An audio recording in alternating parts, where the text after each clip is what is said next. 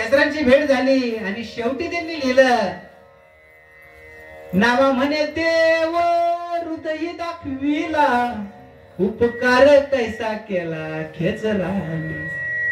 ते सद्गुरू भेटले ज्यांनी माझ्या हृदयात भगवंत दाखवला आणि जे हे तर रोज भगवंताला जीव घालत होते.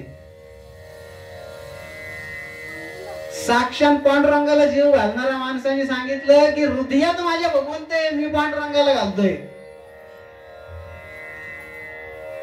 आणि पुन्हा रिटर्न फिरले. रिटर्न फिरल्यावर तेच शिळे तुकडे खायला बसले. कुत्रा आलं. मग काय लावून दिलं? तूप तूप. बाबा आता दात दुखतील तुझे. आणि पहिल्यांदा ताज देताना काय करत होते? ताज खात होता त्यावेळेस दगड घेऊन मारत होते. त्यांना भगवंत त्याच्यात दिसला. कोणामुळे? सद्गुरूमुळे. सद्गुरु वाचून सापडे ना सोय आणि धरावे ते पाय आधी आधी. अगोदर धरायचे ते पाय.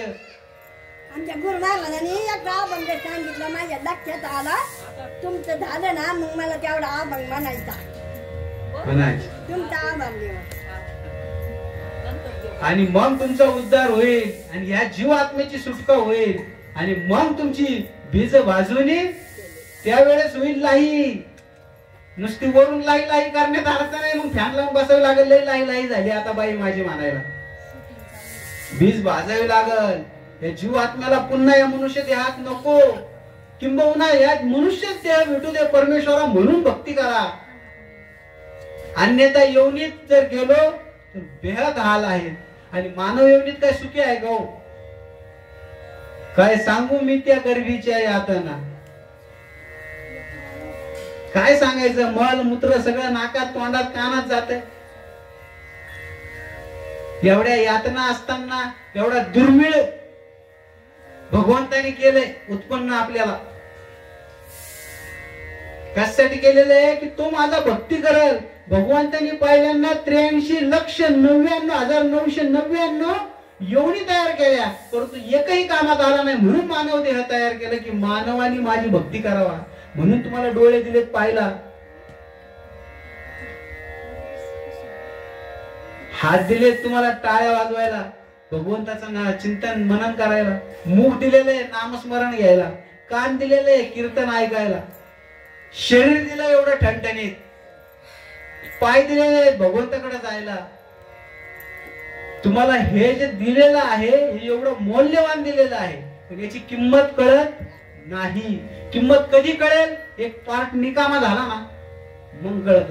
किडनीची किंमत 20 लाख रुपये. नंबर लागला तर 12 नाही तर गेला. मग डोळ्याची किंमत माहिती काय आहे तुम्हाला? 5 लाख रुपये लागते डोळ्याला. डॉक्टरकडे जाऊन विचारा बॉडी केवढ्याला घेणार. ते म्हणून फेकून दे. पण गेल्यावर बॉडीची किंमत आहे. गेल्याच्या नंतर सडवून सापळा करून त्याची किंमत आहे. प्रयोगशाळेत वापरतात ना. एवढी किमतीवान एवढं मौल्यवान शरीर असूनही आपण काय करतो? याला नको नको त्या ठिकाणी नेतोय. त्याला नामस्मरणात भगवंत चिंतनात ठेवत नाही. याला नको नको त्या ठिकाणी नेतो. आणि नको नको त्या ठिकाणी नको त्या याचं व्यसन लागल्याच नंतर ते शरीर देखील ही वळत नाही. मी मगाशी सांगितलं हे पंचतत्वाचं बनलेलं आहे, परंतु 5 कर्म इंद्रिय, 5 ज्ञान इंद्रिय, मन आणि बुद्धी. मन सगळं डेंजर दिलंय भगवंताने. हा, भगवंताला वाटलं हे मनाने माझी सेवा करत, पण मनच इतकं डेंजर दिले ना. मनाला 11 व्यंजन वापरलेत. त्याच्यातलं पहिलंच वापरलं हे माकड आहे.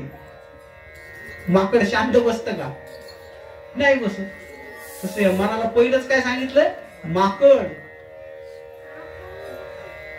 एवढं असताना या मनानेच भक्ती करायला पाहिजे असं भगवंताचं ठाम म्हणणं आहे. मग अर्जुन तर श्रीकृष्णाला म्हणतो, अरे बाबा तू तर म्हणतो मनाने भक्ती कर, मनाने भक्ती कर, सगळं तुझं खरं आहे. एका टायमाला या वाऱ्याचं मी काय करा मळी बांधून आणल, पण या मनाला कसं काय बांधून आणू?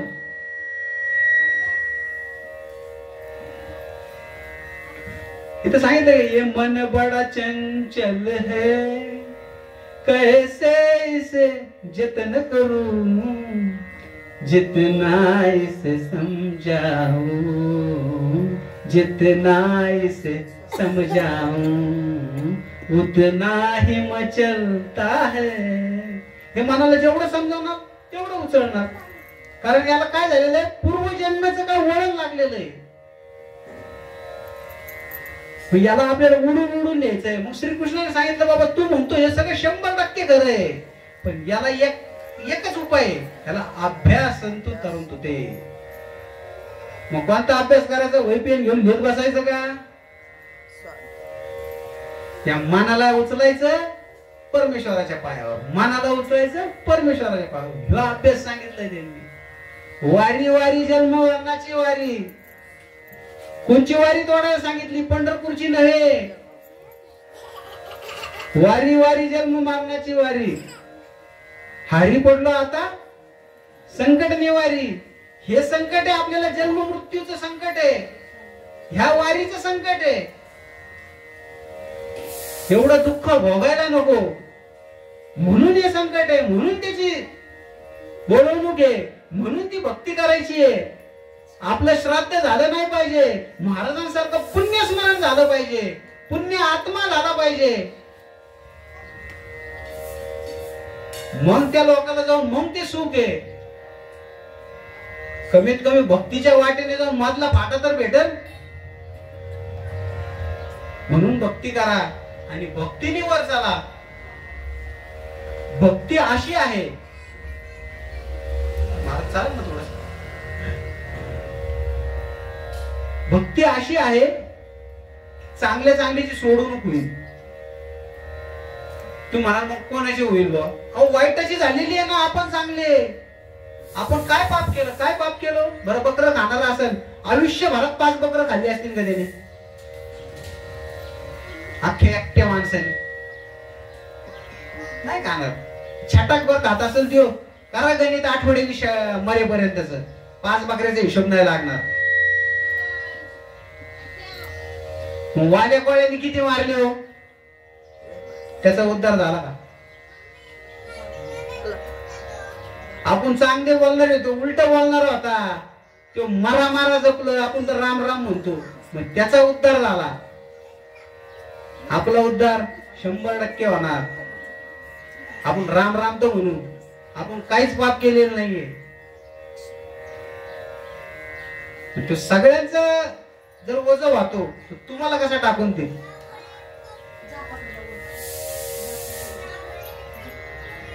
त्याचा केला अंगीकार, तो कसा तुम्हाला मोकलेल? नाही मोकणार. पण हे शेवटच्या श्वासापर्यंत, शेवटच्या वेळेपर्यंत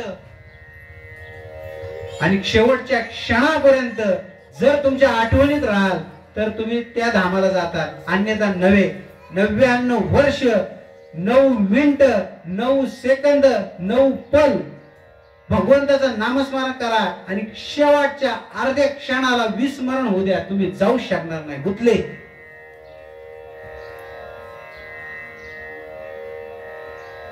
मग त्या नामाने काय होतं याचा एक दृष्टांत तुम्हाला सांगतो. एक नास्तिक होता, नास्तिक, ज्याला भगवंताची कधी ओढच नव्हती, भगवंताचं नाव त्याला कधी माहितीच नव्हतं. पण त्याचं लग्न झालं, त्याला मुलंच व्हायला तयार नाही.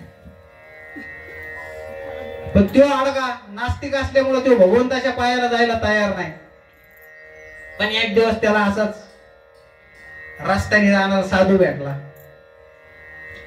साधूने राम राम घातला म्हणून यांनी पण राम राम घातला, पण हा राम राम म्हणला नाही, नुसते हात जोडले. साधू त्याला म्हणला, राव मला लय भूक लागली, काहीतरी जेवायला. चला मग जेवायला देतो ना तुम्हाला. आले घरी येऊन, जेव बेव घातलं मस्त पैकी, त्याला जेवण बिवण दिलं, ताट वाढलं. हा नास्तिक, त्याला राम म्हणायचंच नाहीये, झुकायचंच नाही त्याला. जेवायला ताट वाढलं, जेवण केलं. साधूने हात धुतला आणि हात धुतल्याच्या नंतर सांगितलं, अन्नदाता सुखी भव. बायकोने नेमकं डोक्यावर पायावर डोकं तेवढं केलं.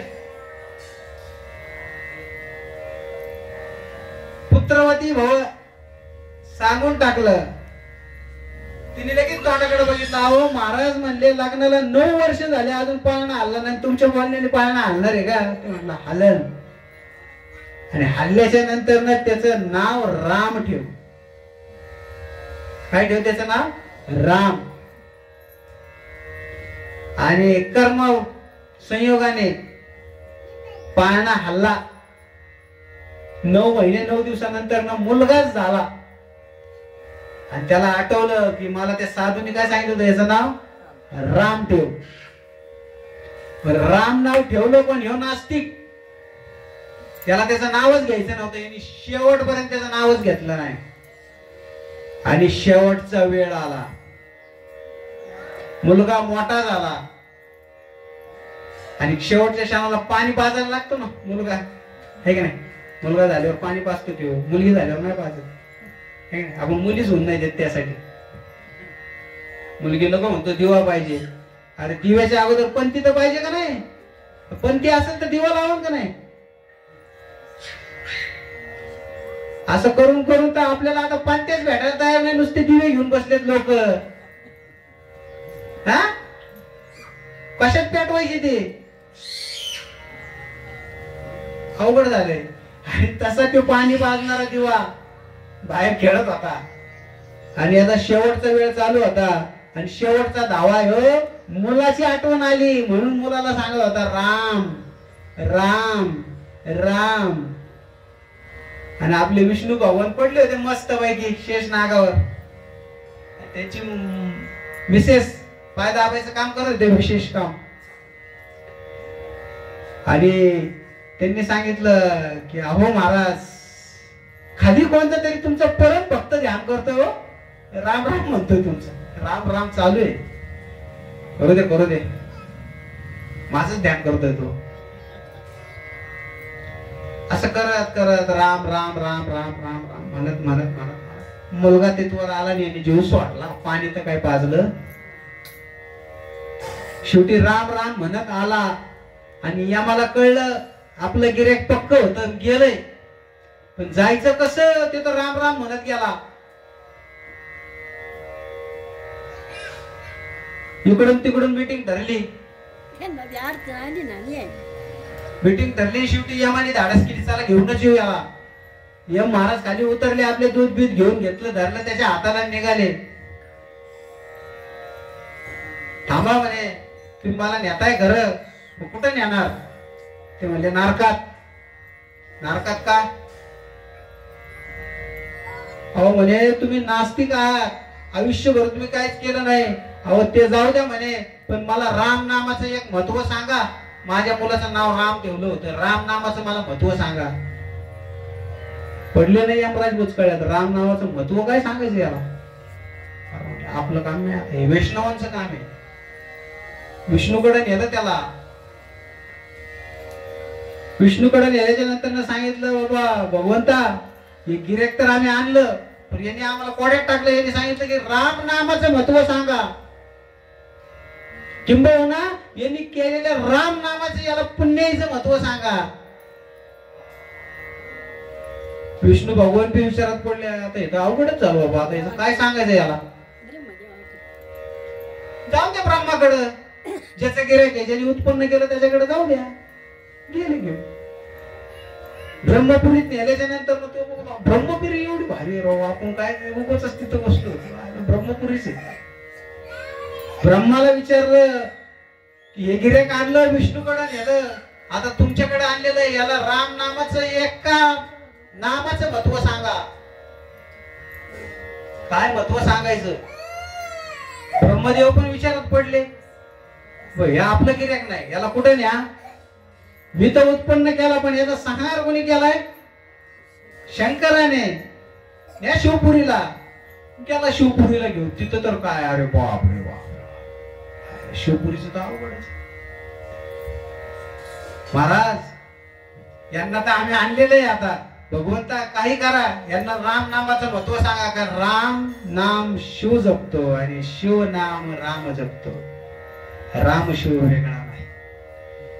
पण त्या शंकर भगवानालाही रामाच्या एका नामाच्या जपाचं महत्व त्यांना सांगता आलं नाही किंवा मूल्यमापन करता नाही आलं. त्यांनी सांगितलं हे आपलं पण गिऱ्हाईक, याला काय करा, रामाकडेच घेऊन जा. गेले रामाकडे घेऊन आणि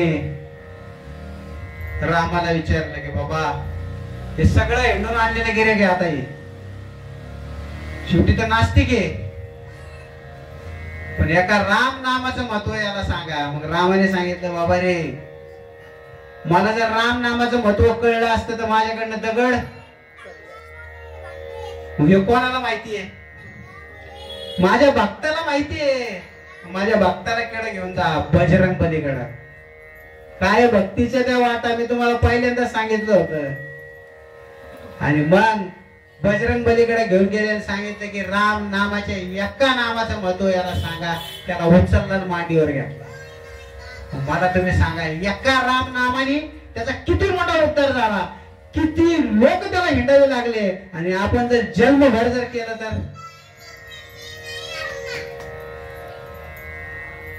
एका नामाने भगवंताच्या भक्ताच्या मांडीवर त्याला बसायची मुभा भेटली.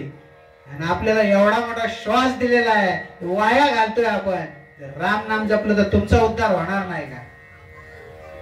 100% होईल. नास्तिकाचा उद्धार होतोय, अगो वेश्येचा उद्धार होतोय, तुमचा आमचा काय होणार नाही.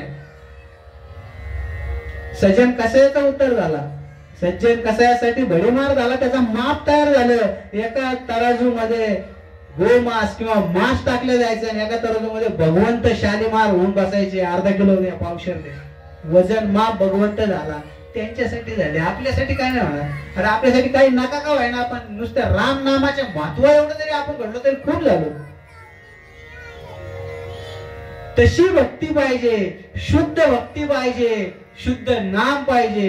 म्हणून त्या काळामध्ये, पूर्वीच्या काळामध्ये मुलांची नाव त्या प्रकारे ठेवत होते की जेणेकरून आपण विसरलो की ते नाव आठवलं पाहिजे. आणि म्हणून महाराजांनी हरिदास आणि पांडुरंग नाव ठेवलं. पेंट्या आणि चिंट्या नाव नाही ठेवलं.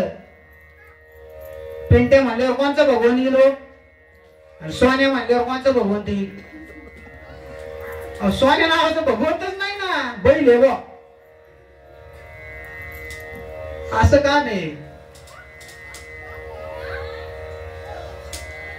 काय आता किती जरी सांगितलं तुम्हाला तर कमीच आहे. आता वेळेचा मी विचार करावे लागेल. असो, झालेली सेवा आपण पांडुरंग परमात्म्याच्या चरणी वाहू आणि आपल्या सेवेला पूर्णविराम देऊ. तसेच ज्या महात्म्याच्या 5व्या स्मरण पुण्यतिथी निमित्त आपण जे जमलो, किंबहुना आपल्याला जी सेवेची संधी भेटली, ही सेवा त्या पांडुरंग परमेश्वराच्या चरणी अर्पण करू. आणि निश्चितच माझ्या पामराच्याकडनं बोलून त्यांना सद्गती भेटेल असे नव्हे, परंतु त्यांना उत्तम उत्तम गती प्राप्त हो अशी पांडुरंग परमेश्वराच्या चरणी मी विनंती करतो आणि माझी सेवेला पूर्ण विराम देतो. विठ्ठल विठ्ठल विठ्ठल विठ्ठल विठ्ठल विठ्ठल विठ्ठल विठ्ठल विठ्ठल विठ्ठल पुंडलिक वरदे हरी विठ्ठल श्री ज्ञानदेव तुकाराम पंढरीनाथ भगवान की जय. माऊली ज्ञानेश्वर महाराज की जय. जगद्गुरु संत तुकाराम महाराज की जय. शांती ब्रह्मश्री एकनाथ महाराज की. बोलो रे भाई सब संतन की जय. हर हर महादेव.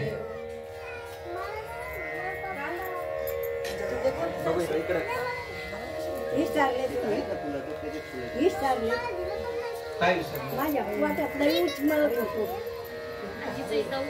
बोला ना, गायचंय ना तुम्हाला? गा ना तुम्ही. हो गा ना. तसंच फिरवा, तसंच माईक फिरवा फक्त. तुम्ही तसंच बसा.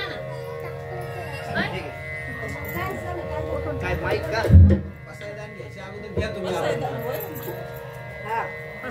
गुरुरायानी नवलच केले, देहे अंतरी बागलाविले. गुरुरायानी नवलच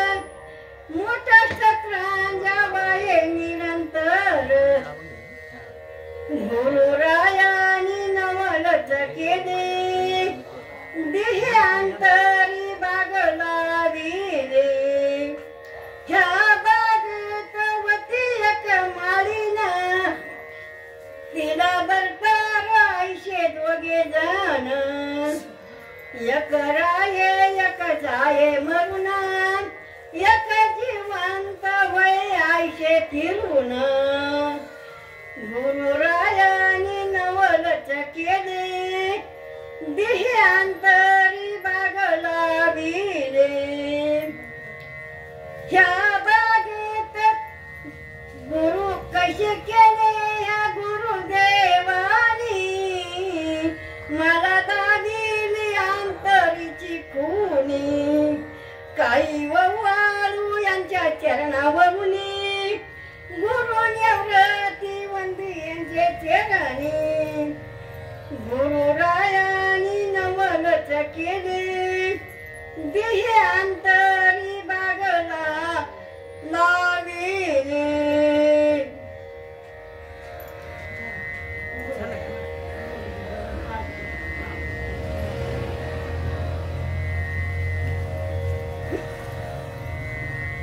गुरुदेवा माऊली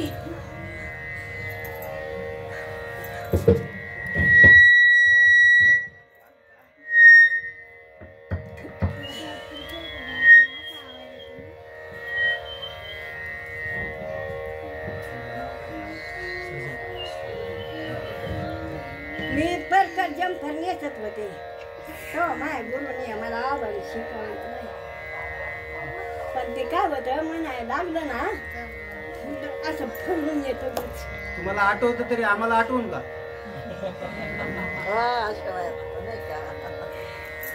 या वयात तुम्हाला आठवलं तरी हेची थोर भक्ती आवडते देवा संकल्पावी माया संसार सगळ्या जागेवर उभं राहायचं. आता सगळ्यांचे फुलं मिळाले का? देवा माऊली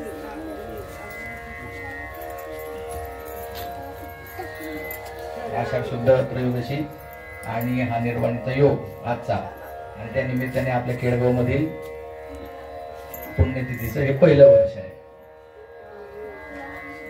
आणि त्या निमित्ताने आमचे परमस्नेही